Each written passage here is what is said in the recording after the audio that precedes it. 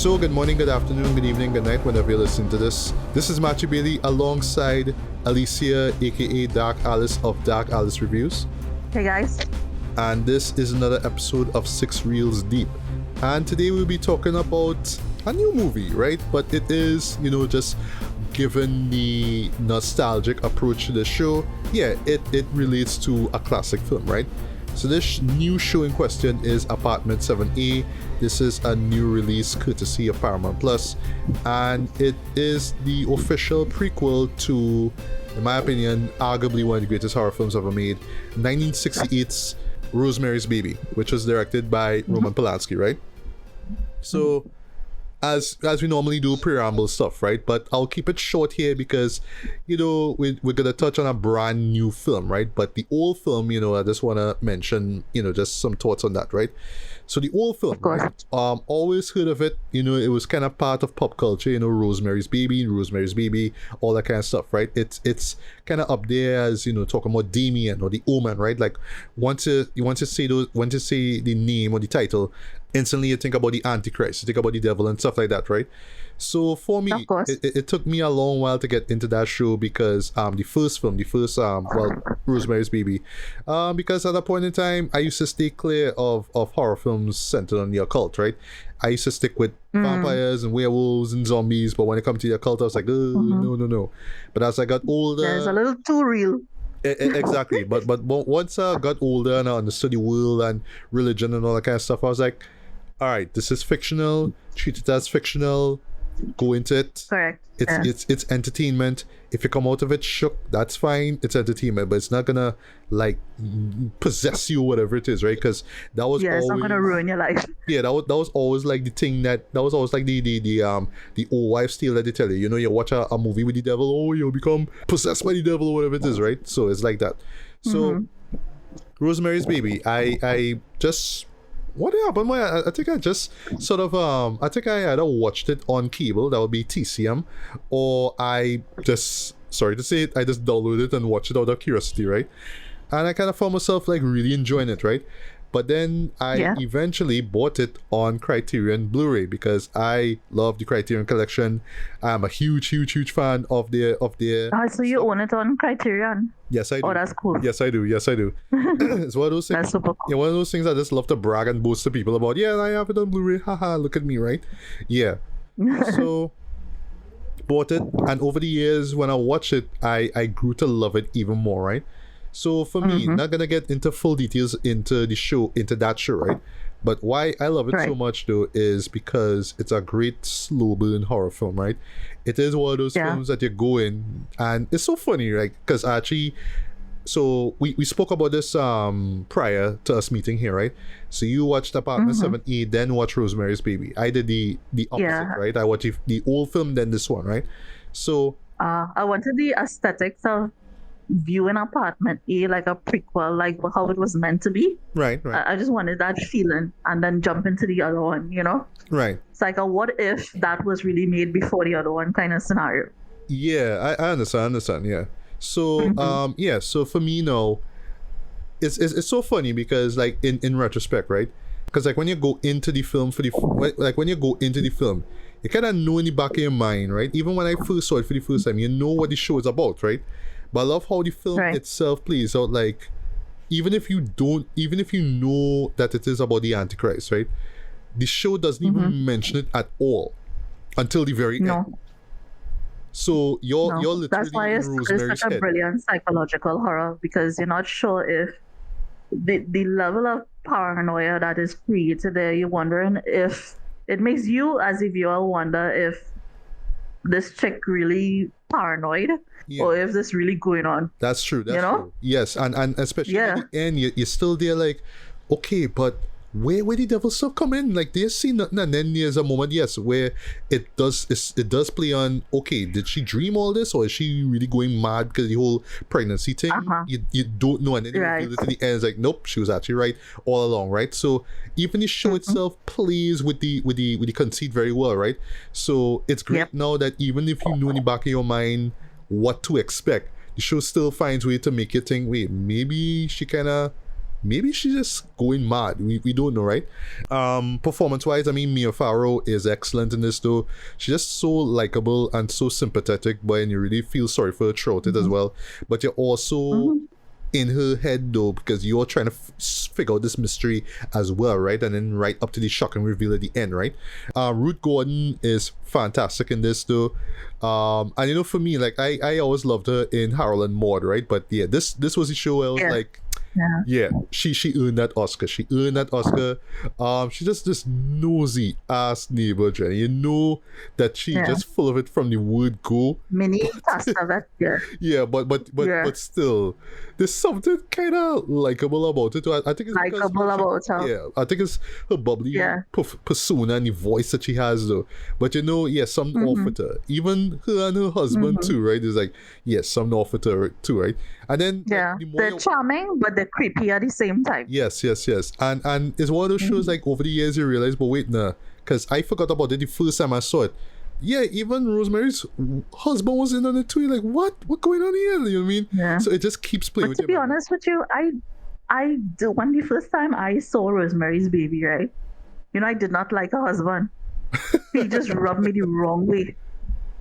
I said, I don't like this man for her. It's like, this dude, I don't like it. I find he was so domineering. Yeah, he started off cool at first charming, but then eventually he just got domineering. Just like, dude, why you like this, bro? It's like, dial it back a bit. Yeah, you know. But yeah, you know, for me, it just works as a fantastic slow burn movie, right? It's one of those shows like because I'm that kind of type, I could pop this in on a Sunday night, you know, like real R&R kind of stuff, kick back, relax. And then by the end of the movie, I just have chills down my spine. That's what I love about it. It starts off smooth and just keep moving nice and thing, and then it just weird stuff, and then it just gradually gets darker and darker and darker. Then when it ends, you just have chills down your spine, right? That's a couple of more things, right? So when I heard about this 7A film, I was like, all right, I need to see this, right? Because I mean, you are doing a prequel to one of the greatest horror films of all time, right? So I actually like recapped Rosemary's Baby a day before, right? And yeah, I mean, it still holds up, still works, right? And I did something really interesting, right? So I watched reaction videos to people watching Rosemary's Baby for the first time.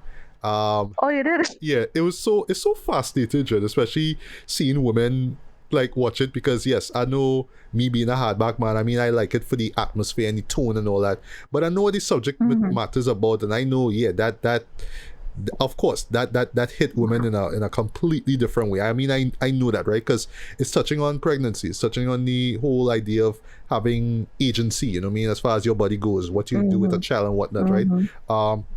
Yeah, and the whole violation to the way that the violation happened, you know. Yes. Basically, you see the woman. You know? Yeah. So when it came to those reaction videos, there was a lot of squirming in seats during that whole, you know, rape scene, if you will, right? And yes, I will talk about it in the Apartment 7A review, right?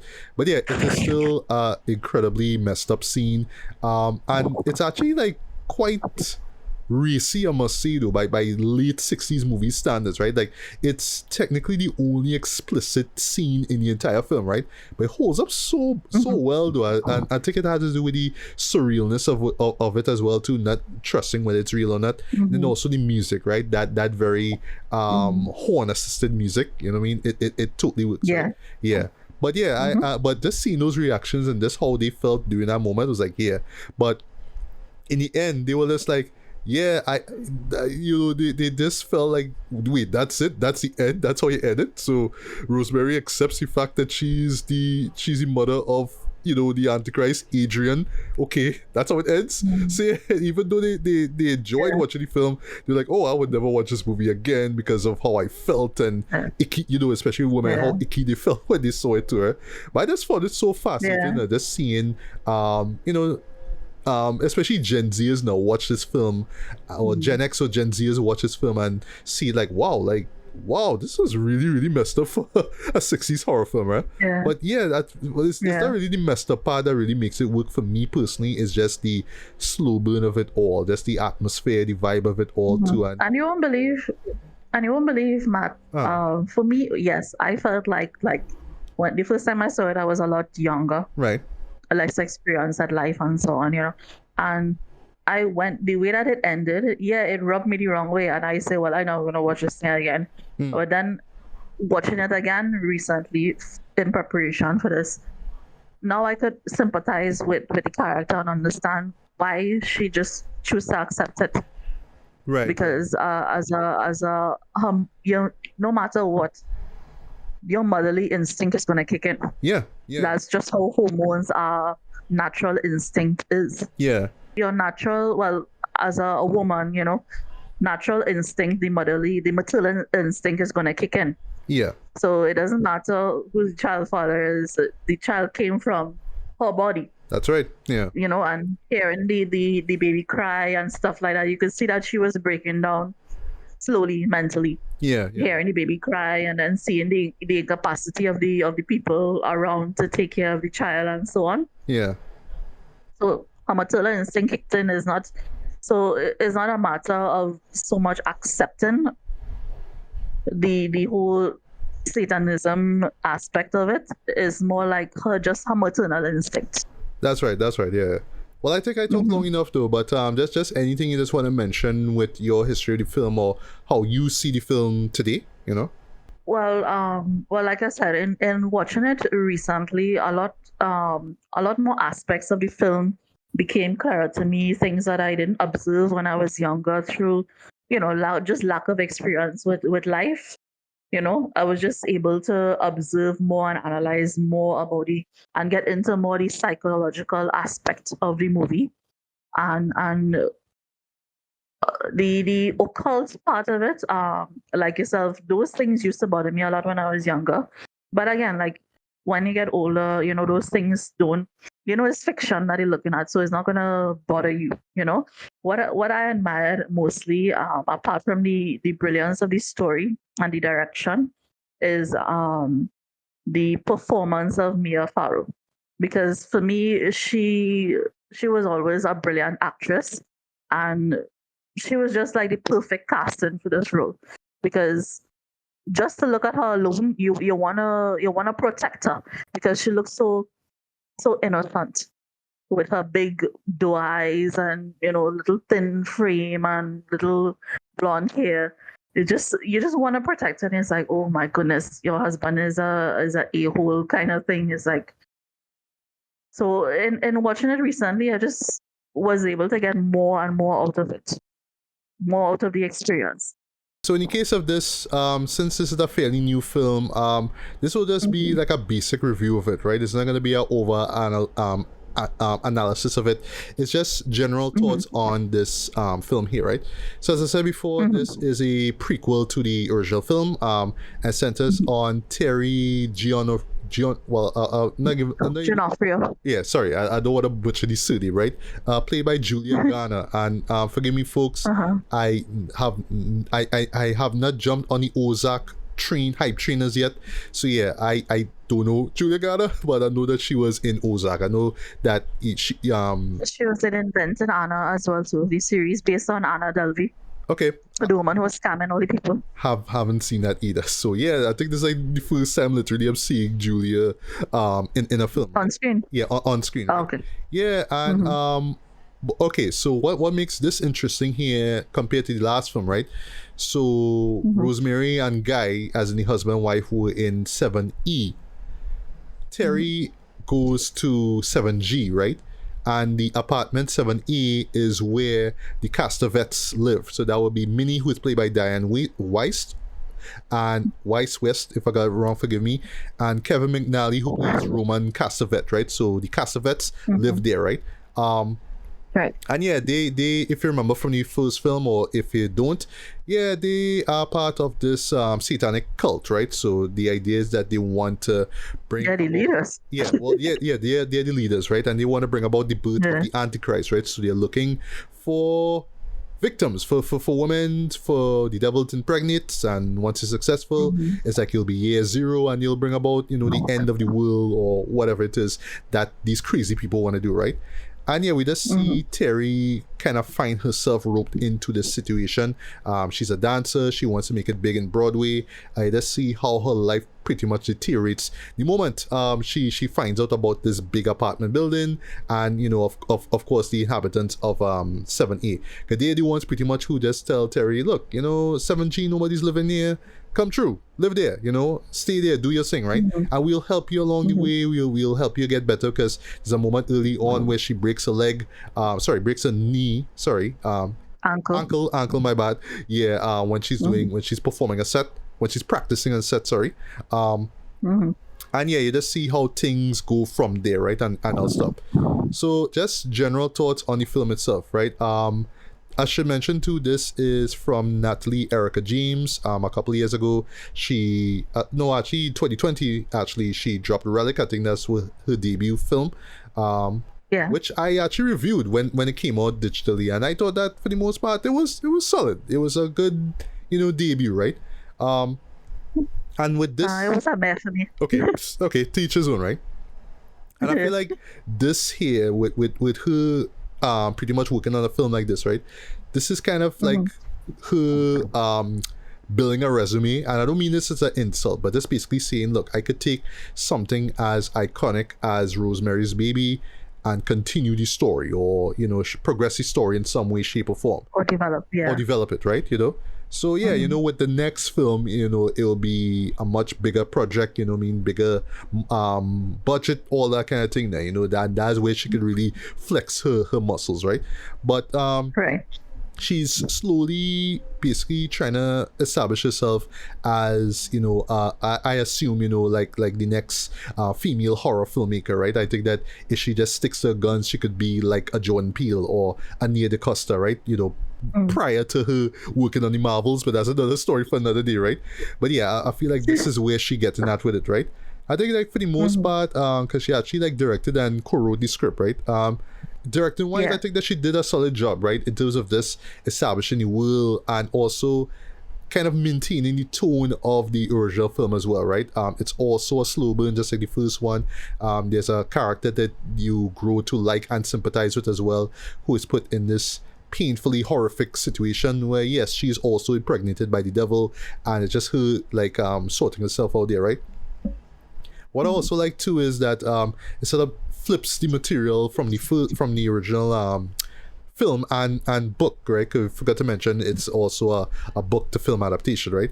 Yeah, instead of a married woman, it's a single woman, right? She's not even thinking about having a kid. She's just more focusing on her career, right?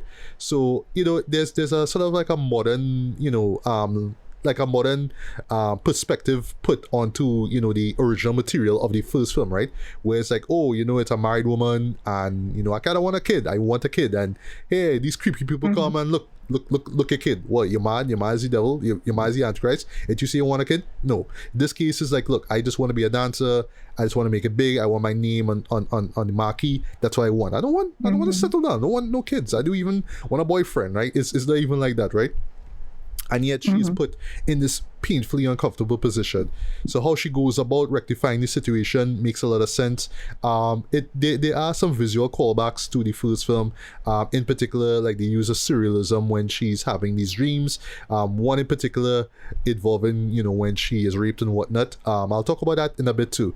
And I thought that they did that very well, right? So in other words, it feels like a modern version of like how a remake of Rosemary's Baby would have played out. But then again, I knew there was a remake of it that came out a while back, but I didn't see it, nor did I care to see it.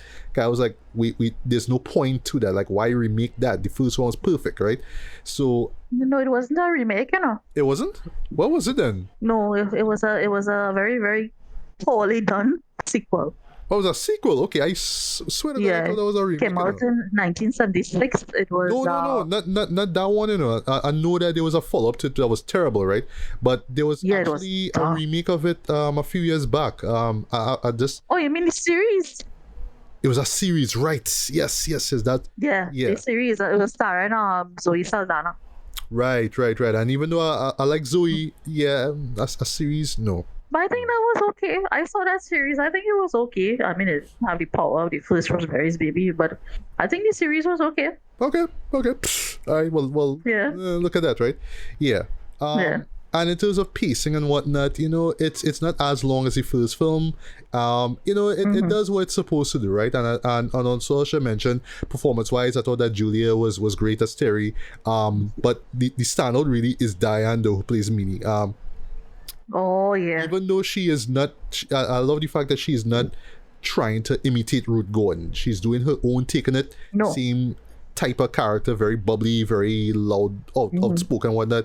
But yeah, very creepy, very nosy, very annoying, right? She is that character, right? But for some reason, I don't know, Matt, if you thought this, right? But you don't think, okay, in terms of comparing the two different minis, right? You don't find Diane's version of Minnie was more scary. She was actually. There's a moment, right? I thought she was more scary than Ruth Gordon. There's a moment with her, like, by Terry's door, right? And she's asked her, how's everything going, blah, blah, blah, can I come inside? And she's like, no. Yeah. And then she's like still by the doorway looking inside, I just see the shot like... Yeah, but the chain is on the door, so she can't go all the way in. Yeah. And you seen her hand there. Yeah, I just watching Minnie, what are you doing? Like, were you still there? But that was legit Let creepy. me tell you, that scene creeped me out. That scene really creeped me out. I was like, and I caught myself actually holding my breath in that scene, Especially where Terry was, because Terry was legit hiding. She didn't want to be by the door itself, or Minnie would have noticed the shadow or something like that, right? Yeah, exactly. Yeah, but but outside of the acting and the direction and stuff like that, and the callbacks, which were really solid as well too, right? It's one of those shows where you really had to be familiar with the original movie to pick up on them, right? The And material, that blatant, right? Right. What I found holds back the film, though, unfortunately, is that it was not as, I hate to use these terms, right? But it wasn't as racy or explicit as the first film, right? Like the first film earns its R rating, right? Even though it is, very casual in terms of the storytelling and how it builds the tension and whatnot, right? So it's not a bloody, gruesome horror film, right? But the R rating is deserved, though, because there was just this incredibly dark undertone to everything, right? And then of course that rape scene that I mentioned before, right? So I'm not saying that Paramount Studios or whatnot in 2024 should replicate that, right? I understand the context of what they're trying to frame in terms of Terry being, not unmarried and all that kind of stuff, right? So in other words, you don't want to repeat that and then people think, oh, you're just trying to push envelopes again. Like, no, don't do that, right? Or you rub newer viewers the wrong way, right? Similar to like those reaction videos that I mentioned before, right? But there was something still visceral and powerful and frightening about that moment, right? And other moments as well too, even though they were not as explicit as that, right? But I find in this one, just to put it in layman's terms, the movie itself just felt tame. It just felt not watered down. It just felt tame. It didn't, like, it was spooky. Yes, there were moments of genuine tension and whatnot. But I agree with you. But there was nothing about it that really got to me, like really got into my skin. Yeah. Chills down my spine. I didn't get that. It didn't nail that heightening sense of paranoia and sense of foreboding that Rosemary's Baby had that he gets throughout the film. It didn't exactly nail that feeling. That's true. Yeah. But that scene. Sorry, just to interrupt you. While you was talking about that particular scene where they're representing that Terry is violated, so it almost goes place by play where she gets drugged, right? Just like Rosemary is drugged. Yeah. But I have a big issue with how that scene was done out. Like yourself, okay, it cannot be as visceral. We cannot expect it to be as visceral as the 1968 version. I agree with you, especially with the time that we're living in, with the Me Too movement and all that stuff. But at the same time, I thought it was a bit of a cop-out in the way that it was done. And also too, I did not dig the aesthetics of the devil, that visual thing that did not work for me. Yeah. It felt a little too unnatural though, while the other one, there was sort of like a human sort of, look to the character, right? Also, when it comes to certain scenes of terror, right? We're not going to spoil them here, right? Yeah, they have. No. The show would do this thing where like the music would build, and your ticket's gonna lead to some kind of big climax, like some kind of big, And it doesn't. visceral moment, if you will, and it just cuts to a next scene. Yeah. It's like, what? Yeah. Like, what are we doing here? You know what I mean? So in other words, this unfortunately sort of felt like a PG-13 version, almost remake like version of the original film, right? It just that's why I said it's almost like a play-by-play. Yeah, it lacked the rawness of the first one. It tried to replicate the tone, and I give it praise for that, and the aesthetic, the visuals, the music, and all that kind of stuff too. Because I actually applaud the score as well. That does really subtle nods to the original music. I thought that was really done well. Yeah, the ending score is the lullaby from the first one. Yeah, but it's a remake. It's a remake. And the remake worked, right?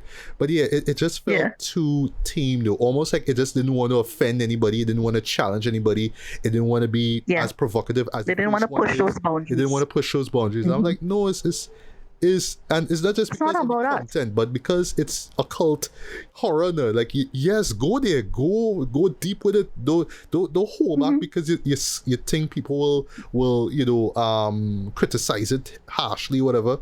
No, that's the material. But at the same time, you see, that's the problem. Remake it. Don't replicate it shot for shot. Don't do that. Yeah, that is the big mistake they made. And the thing about it too is, like I always say, right now we're living in the land of remakes and sequels and reboots, and it really ticking me off. The last sequel that they made that really ticked me off was Beetlejuice, because I really didn't like the remake. I mean the sequel.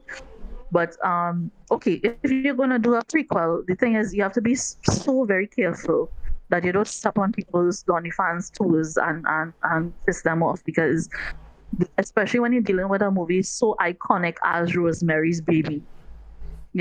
Like I said, you don't want to do it shot for shot, but at the same time, there is a way you could make it your own, because we're not dealing with the same director and stuff like that. But you have to kind of stay true and try to maintain the atmosphere and the mood that was created. And like that's why I told you I felt like it was a bit of a cop-out. Yeah.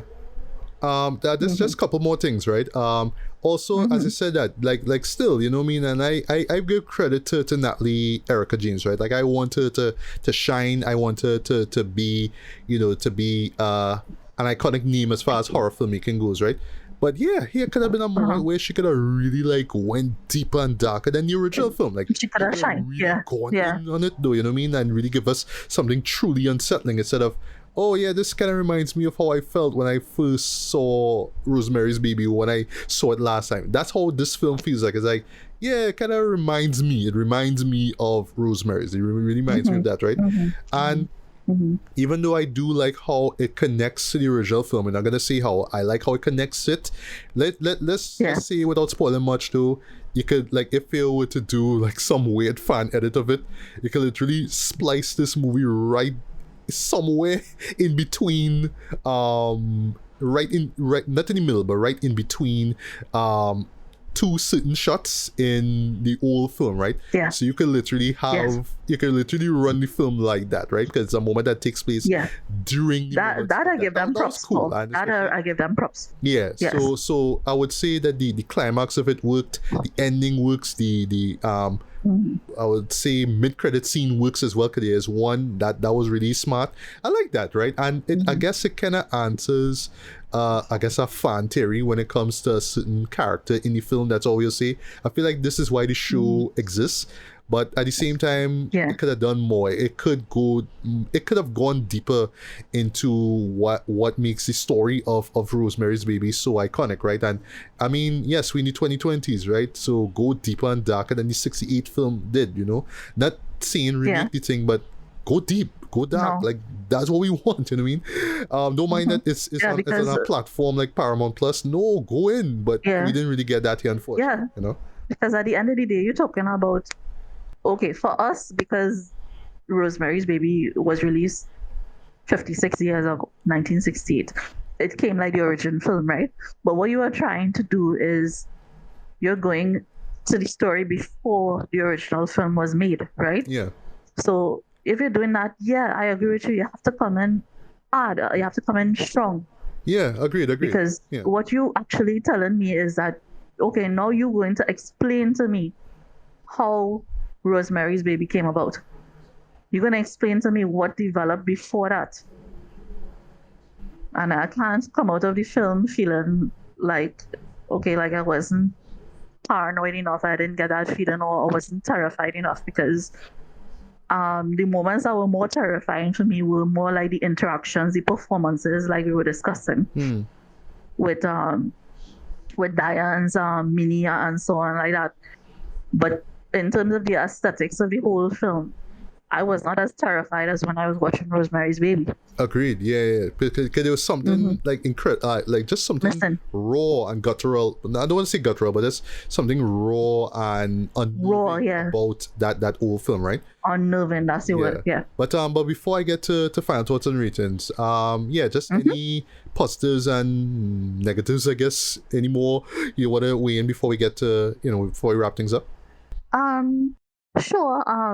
In terms of the positive aspects, is for me the main performances of Dan Weiss and Julia Garner. That is where it's at. Their interactions with each other and so on is where I think it's at for the film. The nostalgia aspect of it, in terms of the tying in, like you said, with certain sequences. Like, if you have the knowledge of Rosemary's Baby before you're coming into this film, you're gonna draw the parallels to the characters in the different departments and different apartments. Sorry, and draw the parallels and the connection between Rosemary's Baby to Apartment 78. That part is really, really well done. I just was, in terms of the negative aspects, I was disappointed that it seemed like they were a bit of a cop out in terms of how deep they could have gone with the origin story. I was hoping to see something more in depth in terms of the origin story of the couple in 7A, because I mean the origin story. You already quoting the apartment in the title of the film, right? And that is the apartment that the Cassavetes live in, right? Roman Cassavetes supposed to be the heir to the person who physically summons the devil. Yeah. Right? That was the story that was in Rosemary's Baby. So I would have liked to see them go a little more in depth, because you're telling me that the film is Apartment 70. Yeah. So I would have liked to see like a flashback. You know what I went into this film expecting? I thought that the girl would have actually lived with the Cassavetes, in Apartment 70, and she just starts seeing all these things for herself while she's dealing with the pregnancy. That would have worked. Yeah. It's a little misleading in that aspect of it, but at the end of the day, still the two main characters, the two main villains, the Cassavetes, I thought that their backstory should have been developed a little bit more, because you're telling me that this one is a prequel, right? Rosemary Woodhouse, she did the research and she had help and stuff like that to figure out that these were the same people. They just transposed the letters of the name, right, to the original owners of the building, which is called the Bramford. So I would have liked to see a little more in depth in terms of that, because the title is a bit misleading and what goes on in the film in Apartment 7A. And like I said, certain aspects of the way that they showed the makeup that they use for the devil and so on, it threw me off. I read online where they said they did it like that is because the character Terry had aspirations of show business, and so they made him all bedazzly and stuff. But I think that is a weak explanation as far as I'm concerned. Okay, it's still change the fact that the devil look weird, like just weird. It looked weird. It looked like almost like a AI, like a computer generated something. It didn't look right. Yeah. So all of those are weak aspects of the film that pulls it. It had the potential, Matt. It really, really did have the potential, and I really would have liked to give it a better score. But They needed to come better than that, and I would have liked it to be a bit darker and a bit more frightening, because you're telling me that this is before Rosemary's Baby. Yeah. You know? Agreed. 2.5. 2.5 out of 5. Oh, 2.5. Okay. I will be. Yeah, 2.5 out of 5. I'll be a little bit more charitable. I will give this a very light 3 out of 5. It's alright for what it is. I didn't come out. I've been too hard on it. No. I mean, to each his own. I mean, yeah. You know, it's your view, right? To me, I saw the attempt. I get what it was getting at. Again, I'll put it like this, right? If you've never seen Rosemary's Baby, this is like a great show, or I should say a good show to check out. And you know, if you want to learn more about what happens next, wink wink, you know, watch the original film and you'll see what happens after that, right? But if you see this and you don't care, you find yourself not caring to watch the original film, okay.